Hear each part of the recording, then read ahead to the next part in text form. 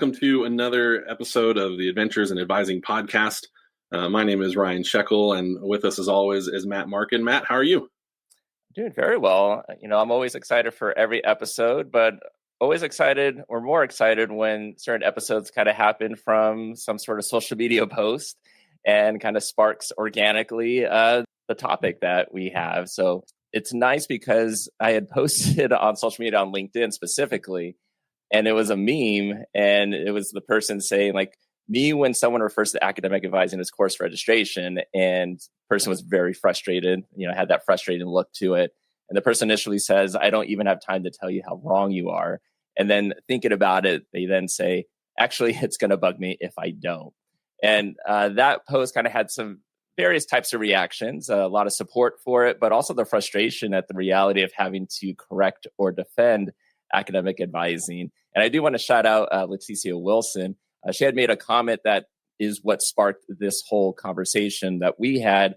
And then who can we have as panelists? And here we are today. Yeah, everyone who listens to the podcast knows I'm always going to deep dive it.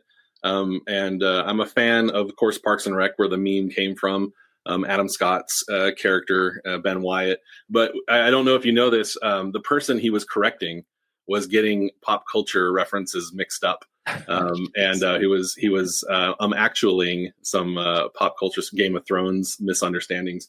And, that's deep in my heart, too, when people get the understanding of something not quite right, especially when it comes to academic advising. And it is always interesting when engagement happens. It's so exciting. We love it when people engage with our social media posts. And so I'm so glad that we have a chance to take what was, just a meme at first into a broader, bigger conversation.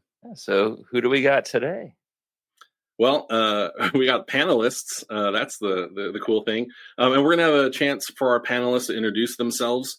We have a bit of mix of perspectives. One of the things that was happening sort of concurrent with this meme discussion was development of a task force with NACADA, looking at the definition and scope of academic advising.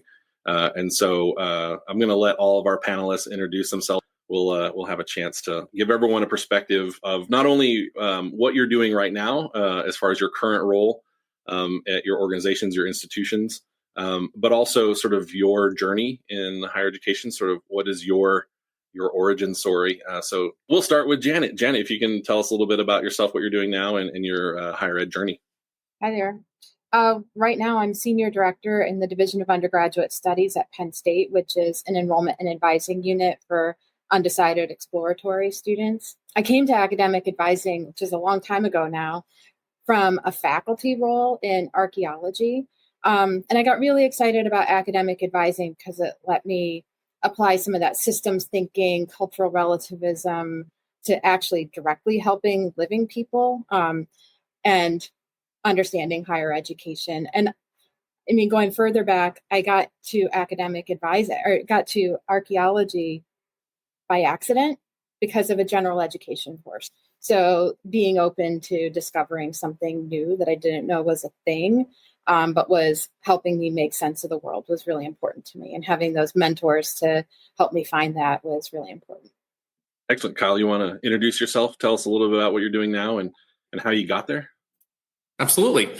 I'm Kyle Ross, he, him, and I'm the Executive Director of NACADA. Been in this role for coming up on 2 years in a few weeks, if you can believe it. Although my team will probably be like, Kyle, it's been 80 years. It's been a while. Time flies, but also there's been a lot going on in higher ed, both exciting and also a little daunting. So been really enjoying the role. Before this, I was in academic advising for almost 12 years. I had primarily been in the Pacific Northwest in a variety of roles at Washington State University, Eastern Washington University, and Oregon State University. My roles included working with undecided and exploratory students, to working with first-generation students, to working with students pursuing various health professions. And before I transitioned to supervising and advising team at Oregon State University for the College of Business.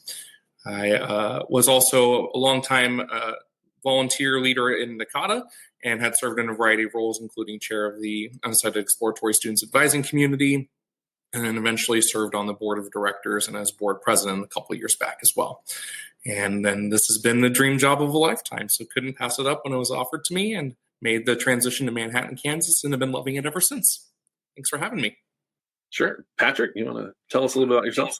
Sure. I'm honored that you've asked me to be on here. I'm Patrick Cate. I am currently the president at Lakes Region Community College in central New Hampshire. We're located right between the White Mountains and the Lakes region, so it's absolutely a gorgeous place to be.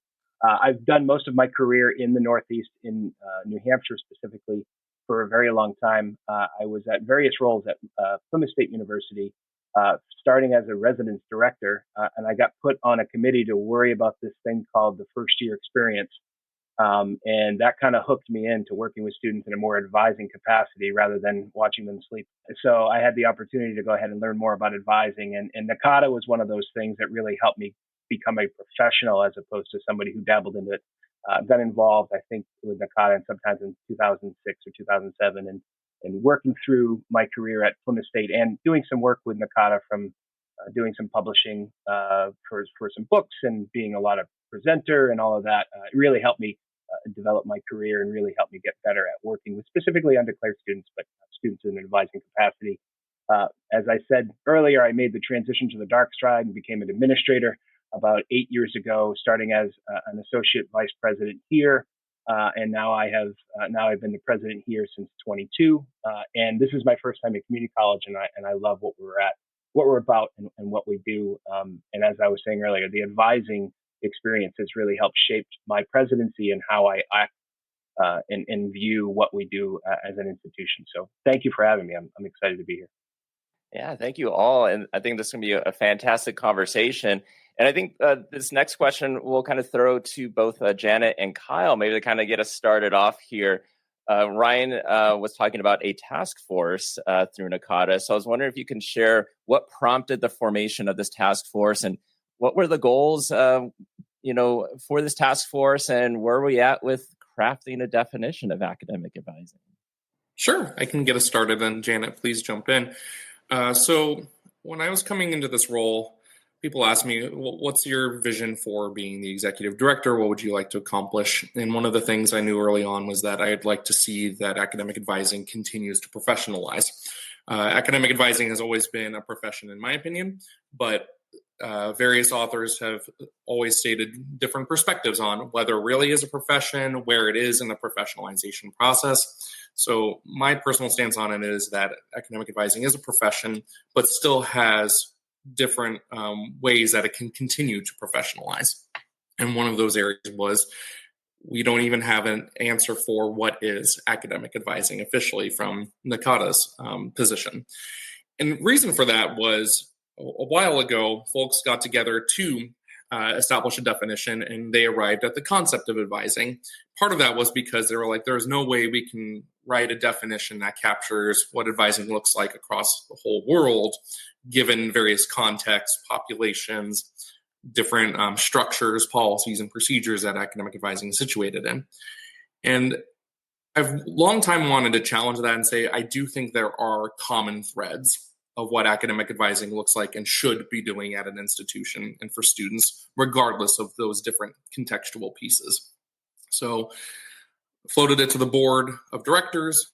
Why don't we take the opportunity now to establish a formal definition of academic advising, which they were very supportive and enthusiastic for, because their thoughts were, if we do not, as an organization, establish a formal definition and a position on what is academic advising, someone else will do it for us. And that should not be the case. And so we need to leverage the opportunity to do so.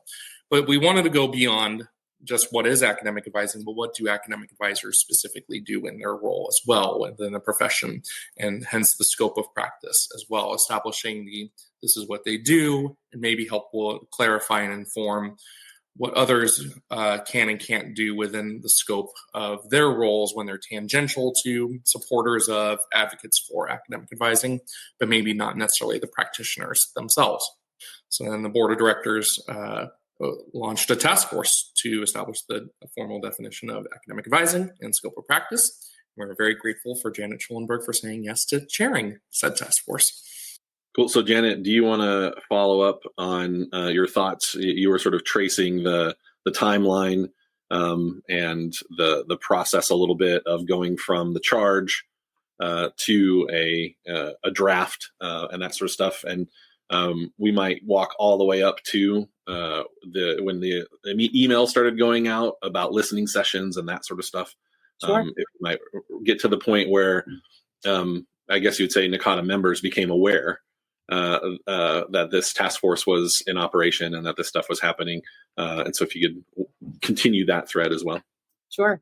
Well, so we were charged right before the annual conference in October. And we started our work by trying to listen for what are the opportunities, what are the needs. One of the things we heard from the annual conference is people being frustrated with being presented with the higher purposes of academic advising, some of the meaning-making purposes, and feeling like they weren't supported by their institutions to accomplish those goals. So we also heard a lot about some of the scope creep, some of the caseload size problems.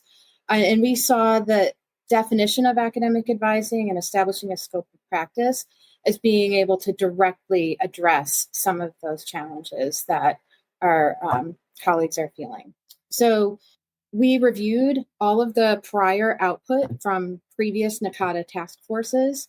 We set a goal for ourselves that we were not going to fall into the same trap of defining academic advising as everything. It is painful to draw a circle around something because it does mean something is going to be left out. We're an inclusive field. We want people to see themselves here. We want people to feel empowered, but in making this definition, something's probably going to be outside of that circle and somebody might not see themselves in that definition. That's a hard thing to grapple with. That being said, the field really is the practitioners, and it's super important that we find a way to create something that supports and empowers their work and contributes to establishing like a cohesive professional identity for us. That was the need that we were hearing really coming loud and clear from the annual conference. So we reviewed that prior output from NACADA. We reviewed published scholarship about the definition and purposes of academic advising.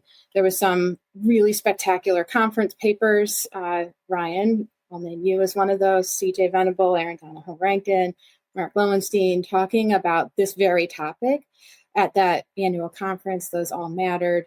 We also did a landscape of analysis of how related organizations and institutions define academic advising.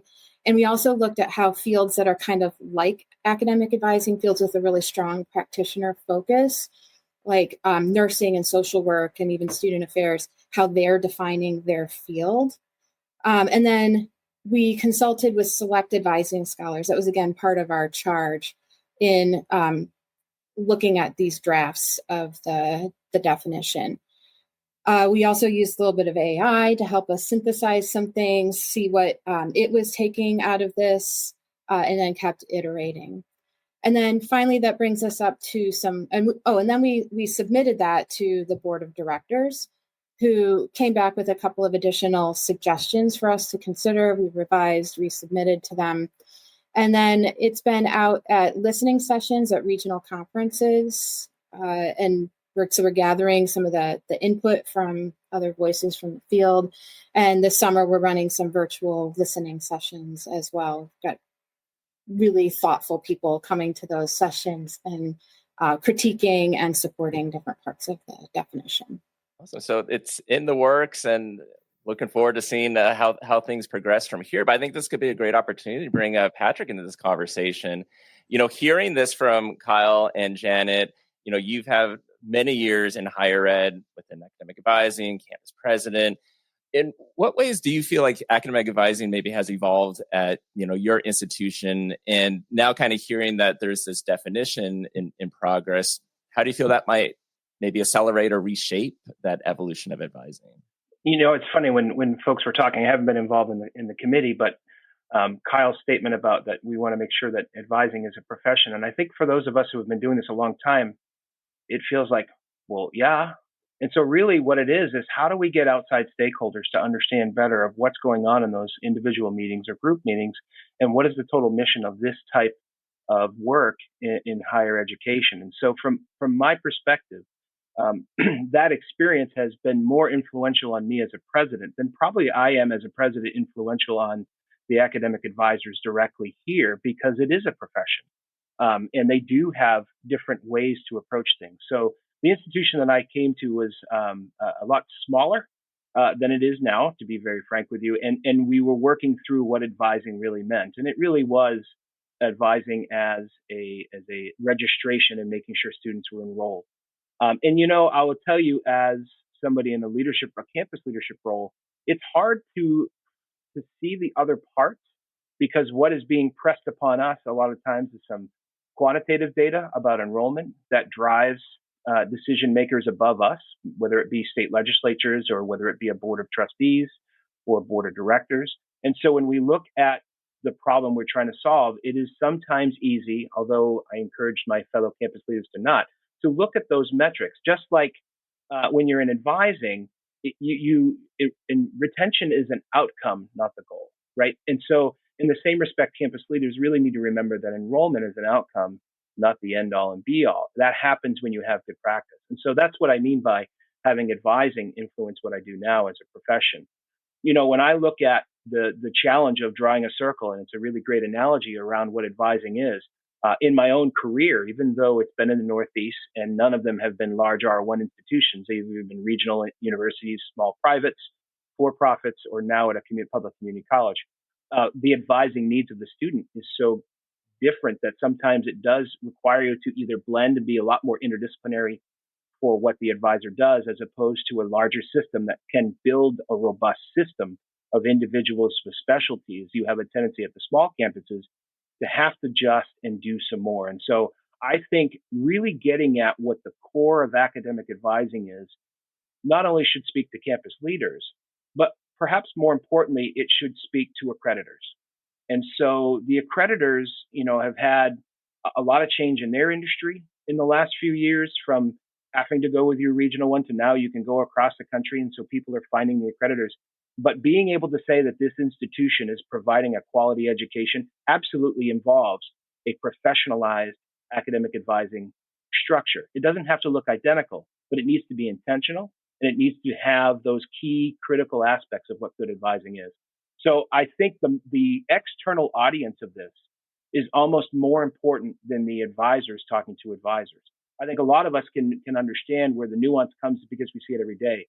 But what I hope this does for advising in general is it speaks to the outside observer in a way that allows them to engage with the good work that advisors do every day. So Patrick's comments reflect a couple of the, I guess you'd say, the dynamics that might influence the shape of such a circle. Institution differences, role differences, student need, and that kind of stuff. I'm curious from Janet and Kyle's point of view, what have been some of the more challenging conversations around the task force and this idea of a definition and a scope for advising? I can start, and Janet, please do jump in and add to the list because you've been more involved with this. But I think the biggest challenge is capturing everyone's wants and desires with what that definition and scope of practice should look like. And that is impossible. So to Janet's point before, we can't have a definition be everything for everyone all at once. But so some things will not be included, and that, as long as that's intentional and thoughtful, that's great. But people have been really passionate about it. So when I've been attending the region conference feedback sessions or hearing from folks on social media, there's been I don't feel like this part of my work is seen in there. And so folks definitely want to see it be inclusive of their work. And so I think part of this will be challenging people to think through that there are things about your work that may not necessarily be situated perfectly in the circle of what is academic advising. And how do you advocate for yourself what that means for your work moving forward? If you want to keep those things, great. Maybe that means that it just falls out of your typical scope and is in kind of an extra responsibility to your workload. Or if it is something that maybe you can advocate to say, look, this falls outside of my scope of practice, and these are the things I need to be doing with students, with my colleagues, with administrators to advocate for student success at a holistic lens. So I think that that's been one of the major challenges, and being able to synthesize a boatload of research and literature on this, where people have already wanted to establish definitions and how to do so in a way that's inclusive of those great voices, but not necessarily picking one and saying, we're going to pick that author's definition specifically. Yeah, another challenge has been around some of the relationships between similar kinds of fields that support students, or similar areas of practice within higher education. So one of the things we spend a lot of time talking about is that we kind of get really good as academic advisors at recognizing where we're starting to get into somebody else's scope of practice, right? We can tell where those lines are with financial aid pretty quickly, for example, or mental health counseling, right? So we know when to connect students to other resources, right? That's one of the distinctive things that is part of academic advising. It's also part of lots of other people's roles in higher education and other places. But there are other areas that are a lot more closely connected to academic advising that we still need to differentiate. So career counseling is one. There's a strong relationship between these two different fields, but they're different. They grade into each other. Success coaching is another one of those areas that is I think a new challenge and a new opportunity for us to think through. Where do we draw the line around that? And I think we have partly a language problem too, where at some institutions, success coaching is being used synonymously with academic advising, or to define like the relational part of academic advising rather than the transactional. And at other institutions, it's serving a very different kind of focused role for students. So we've got some language problems as well. So I think having this scope of practice and a definition helps to better clarify what do we mean when we're talking about student success, what part of the success, what role someone is playing within that. So that's been hard, but it's also really important that we do it. Yeah. And so I guess I'm curious too, let's say the task force does have this definition of academic advising. I think a lot of you kind of alluded to there are differences, but how do you get people to understand those differences?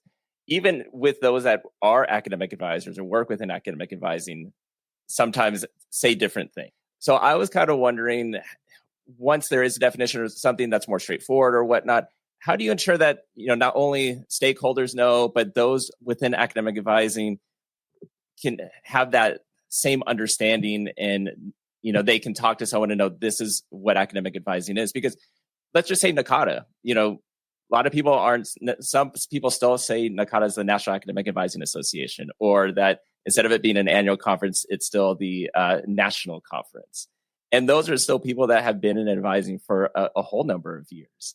So even those that are within academic advising might still have that confusion. So is there a kind of a rollout or plan to ensure that information, everyone comes to that same understanding? Search engine optimization will be hugely important to this work. So part of, Matt, to your point on people saying the National Academic Advising Association still is, if you look it up, it still shows up in a search result just fine. So part of that is what the search engines are telling you to see. Are they showing you NACADA, the Global Community for Advising, or are they showing you the Global Community for Academic Advising, or are they showing you the National Academic Advising Association? Recently I had a conversation with someone who was like, well, your association's 4,000 people big. And I was like, it's actually close to 14,000. Let's try again. But turns out if you search for it, it will show you 4,000 members on one search result, because it's pulling data from a long time ago. So search engine optimization will be huge, but then just really intentional socialization beyond just at conferences, certainly conferences being a great place to do so, but that socialization process of what this definition is, what scope of practices, will take a while and will need to be pretty far reaching through web events, through in-person events, through our different materials we have for promoting the profession. It will need to be as ubiquitous in all of our things and resources as possible. So where can we leverage it in our publications? Where can we put it on the website front and foremost? So that way, when an institutional administrator is coming in and now has academic advising in their portfolio, never has before, they can do a quick search and find that definition faster than they maybe have been able to find other things that NACADA has promoted before. So Patrick, I'm kind of curious from your point of view as an institutional administrator, what sort of changes do you think might be necessary at an institutional level should this definition and scope of practice become a kind of findable feature of our understanding of the work that we do? Just from your role, how do you see things needing to change in an institutional capacity? I think that is so individualized. I can tell you what I can see on my own institution, how I can do it lenses. But if there's anything that I've learned in this role and being able to be part of a community of other campus leaders and university leaders, is that we all have our own origin story, not just advisors, but so does the institution. And so when you look at our own community college system in New Hampshire, for example, it's only been about 15 or 20 years that we weren't a direct state agency as opposed to an independent college system. They separated out as a pseudo college a little while ago. That came with a structure that was much more identical to what a state HR structure looks like and what you do and the tasks you perform. And so that origin of that institution, as opposed to a religiously affiliated institution that was mostly staffed by religious, folks, that's going to have an influence on what each campus is going to need to do with this information. And for me, when I look at this, what it does is it gives that frame of reference of how do I do this best? I have not met anybody at a campus leadership level that has said, I'm wondering how I can make the advisor's day worse and make sure that they're not successful, right? Nobody ever says that. But, those who come into the role without having that experience may not know how. And so guidelines like definitions, guidelines like the ethical considerations for academic advising, all those things, not one of them is going to necessarily move the needle for every institution, but the conglomerate of those influencing the industry as a whole is how you move it. It is a snail's pace. But as we've all been in higher ed, as we joke, you can change the course of history faster than you change a history course. We have a tendency to move a little slow. And so it takes so much inertia to change to be able to do this. So I think that's why I'm excited to see, I think Kyle's spot on, and even expanding out that search engine is how do we make sure that key stakeholders in leadership positions at the federal level, in those accreditation bodies, in organizations that aren't NACADA, how do you get it to the AACC, for American Association of Community Colleges? I think that's where this can have the biggest impact to get to those campus leaders is by having those 1,000 nudges from 18 different spots all at once. What do you feel, I guess, for Janet and Kyle, the next steps for this? Like you talked about some of the listening sessions that'll be happening, but is there a time frame in terms of when you're like, we want to have this definition and the scope of practice set by a certain time? Janet, you start, since you have a better sense of where all the feedback is kind of going. And if you are at a point where you're like, wait, we still need to work on a lot of this. But if you're like, we're pretty close, then that may help. Pretty close. I think what we're hearing is quite a bit of support for the direction we've taken. And there's definitely some room for fine tuning, clarifying, taking out some of the jargon, things like that. But I do think we're pretty close. I guess I was looking for you, Kyle, because this is on your watch, right? What is your goal for us? I agree. I think we're pretty close based on the feedback I've heard as well. There's a lot of excitement and enthusiasm for it. Certainly some concerns and some finessing, but ideally it would be wonderful to be able to roll this out and really announce it at the annual conference coming up in Las Vegas in October. So that'd be a nice place to immediately begin the socialization process, educating people about it and getting it out into the universe. So that's a timeline. Certainly told the board, hey, hopefully we can improve this by then. But at this point, as long as the task force feels really confident and we synthesize as much feedback as possible, here's where we're at, then that we're going to listen to that pretty strongly with the board. So if the task force comes back and says we need more time because we got this piece of feedback and need to figure out where that fits in, the board's going to say, absolutely, you do what you need to do, because Janet and the whole task force have shown that they're being really thoughtful and careful in their approach. And we certainly don't want to push them into a timeline that may not work for them as they continue, refine, and finalize. But I think we're on the same page that we should be able to get this announced and launched in October. Well, I'm kind of curious. I know that NACADA members received an email with a link to the draft where it stood, and also ways to sign up for these listening sessions. But for our listeners, I'm kind of curious if you could share a little bit about the shape of this document, like the components and its reflection on just what advising is becoming and what it isn't, and those sorts of things. Structurally, in a sense, can you tell us a little bit more about the definition and the scope of practice? Sure. And I think we all recognize that this is a starting place.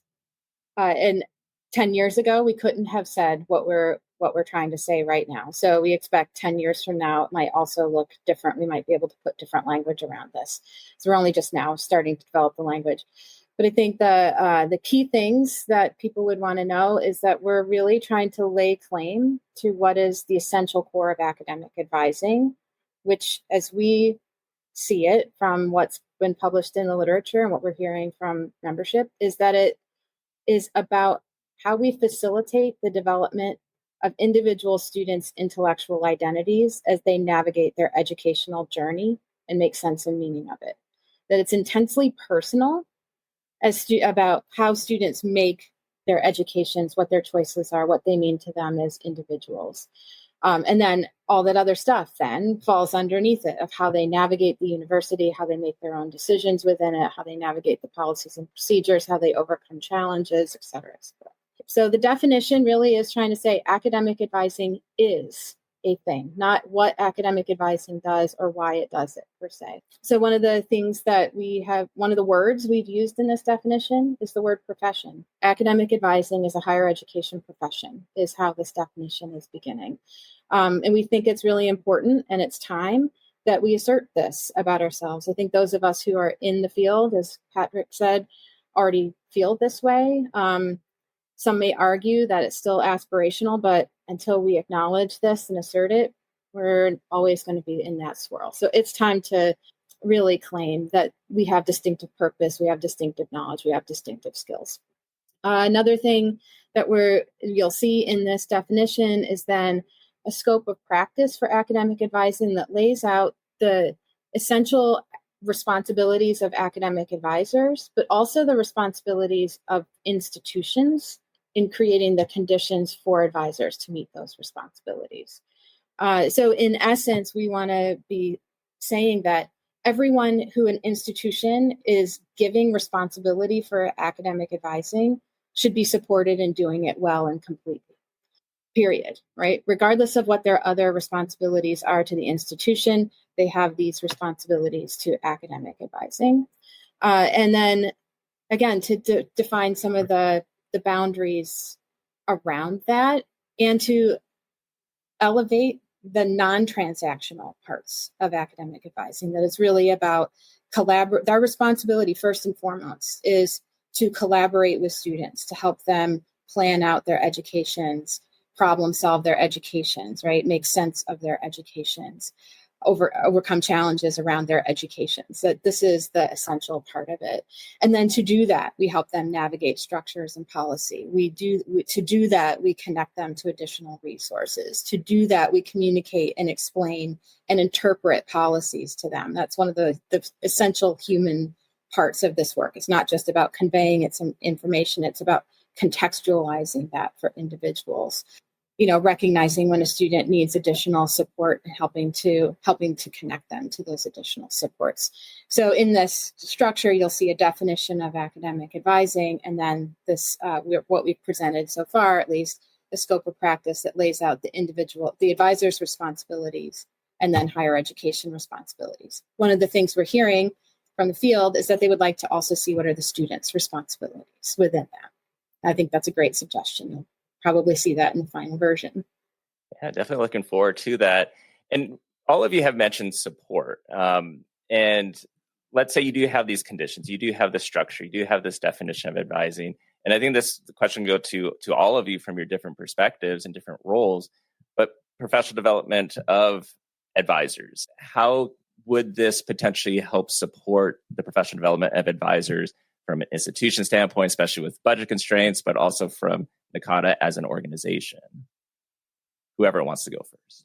So I'll jump in and start. So part of what I was truly impressed with the original draft of this definition of scope of practice was, to Janet's point, that there's a section here on what higher education institutions become responsible for.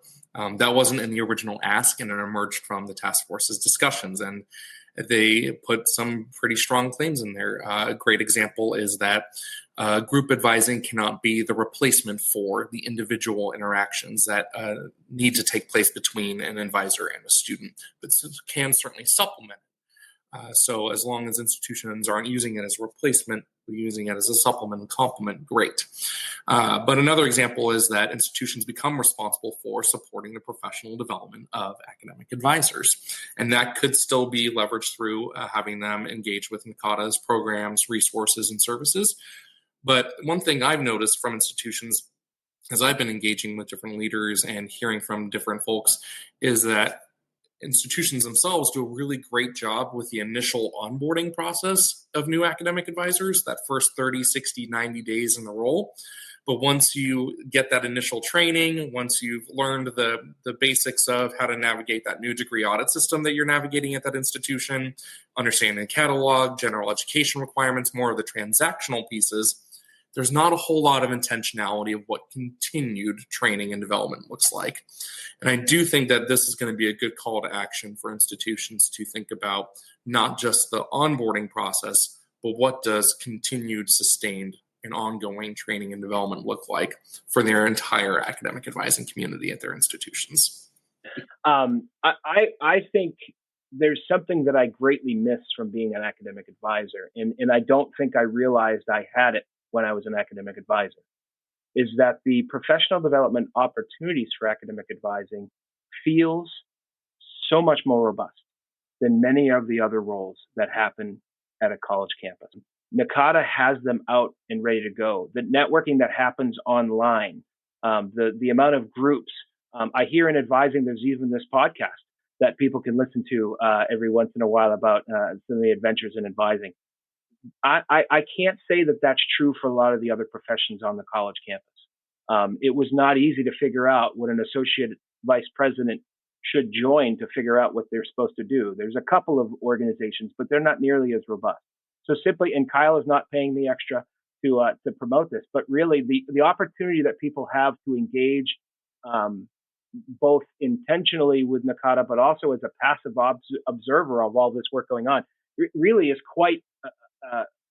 I don't know that it's as common as people may think in other areas. Student affairs has a tendency to do a little more, but I know Jen and you were a faculty member. At best, it's discipline based. It's not necessarily beyond that. And so the opportunity here is, how do we help link up the right professional advising development to the need of the advisor, just like we want to make sure that an advisor is working with the student in front of them that needs help in multiple different ways. Institutions really need to look at, what does my advisor need to be better at? Some advisors are really great at that. And sometimes it's a lot of fun to go to professional development that you already know, because it doesn't necessarily challenge you. But I think as institutions, we want to make sure we're helping our advising staff develop in the same way that an advisor wants to see a student develop, to become better, to be better engaged, to engage with their own process at a deeper level than the transactional aspects that, frankly, sometimes leaders have to keep asking for because they have a report to their board they need to do. And so it needs to be an intentional act on campus leadership to work with the advisors to have a general understanding of where their strengths, weaknesses are, to be able to help those leaders provide the best development possible out there. And again, the good news is, in academic advising, it's out there. It is not incredibly difficult to find and so expensive that you can't believe that you would spend that much for an hour and a half conversation. It's available all the time. I think another area where we need to grow, I don't think we pay as much attention to this as we haven't, as we should, right? We have lots of resources for figuring out how to be a better advisor when you're working individually with a student. What we are missing the opportunity for is how the insights from academic advising could make our institutions better institutions, where we could be contributing to curricular conversations, where we could help our institutional mission become more clear to students, right? Why are you even in higher education? How does that connect to who they are as individual people and what difference they want to make in the world? How do we weave together these different pieces of who a person is as a whole person, from their decision-making about a gen ed, to their decision-making about a major, to their decision about their co-curriculars. And what do we know about that would then help us in higher education do better in higher education? Janet, spot on. I just want to add to that, because that is exactly the way that we help change the way advising is looked at as a profession. It's not something a college campus does. It's a strategy for success for a college campus. And there's so much that you can gain by having the input of your academic advisors in those other decision-making roles, that, I can absolutely, without question, say that my experience as an advisor has undoubtedly helped me be a better administrator, not because I have the specific skill set of an advisor, but the ethos of what you need to do to be an advisor allows you to see things, almost like when we describe liberal arts or general education, right? The act of learning and doing this makes you better at a whole lot more than the thing right in front of you.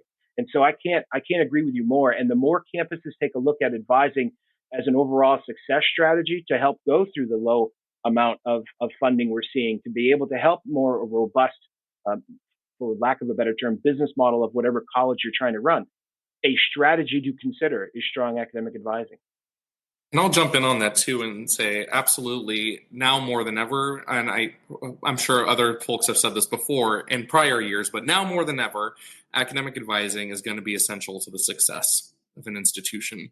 As institutions are looking at being held accountable for timeliness to degree completion to help offset rising college costs of attendance, to things like access to the workforce, at the end of the day, an academic advisor is the one person at an institution that can help build a student's navigational capital through helping them facilitate their meaning making of their educational experience. And that navigational capital is huge for figuring out things like what policies I need to adhere to be able to expedite or make efficient my timeliness to degree completion, or things like navigating the complexity of access to the workforce that folks are hoping they have more privileged access to as a result of completing a college credential. So I'm really optimistic for specifically academic advising this time because, one, we're defining it, we're establishing this bold position, but because also now more than ever, advising is critical to the success of an institution. And I think folks are starting to see that right now too. Yeah, well, Kyle, I think that's a great way to wrap up this episode. Ryan, you started us out. Any final words to end? Well, I'll just say, as this conversation has shown, there's so many ways to look at this dynamic. Call it a profession, call it a field, call it a practice. But academic advising, it has so many ways that it connects with institutional purpose and institutional mission, but also the individuals that are involved in it. And so if you're one of those individuals, we really want to encourage you to make your voice heard and to share your perspectives to contribute to this process. And I can't wait to see what happens after it's out there in the world and influencing conversations. So Janet, Kyle, and Patrick, thank you so much for being on the podcast with us today. Thank you. Thank you. Thank you.